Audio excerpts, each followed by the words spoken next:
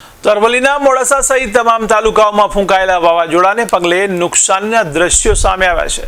ત્યારે જિલ્લામાં ફૂંકાયેલા ભારે વાવાઝોડાથી મોડાસાના સાકરિયા ગામે ભારે નુકસાન જોવા મળ્યું।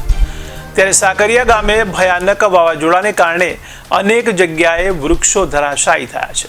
ત્યારે વીજ પોલ, વીજ કેબલ તૂટવાના દ્રશ્યો પણ સામે આવે છે। તો સાકરિયા સ્ટેશન પર આવેલું વર્ષો જૂનું પીપળાનું વૃક્ષ ધરાશાયી થયું છે। ત્યારે અનેક મકાનોના છાપરા અને કોમ્પ્લેક્સની દિવાલ પણ ધરાશાયી થઈ છે। ત્યારે ભયાનક વાવાઝોડાને લઈને વીજ પુરવઠો પણ ખોરવાયો હતો। મારું નામ મનુભાઈ ભૂરાભાઈ તરાર, સાકરિયાનો વતની છું અને રાતે 8:30-9 વાગે વાવાઝોડું આવ્યું તે લગભગ 100 ફૂટ જેટલા પતરા ઉડાડ્યા છે।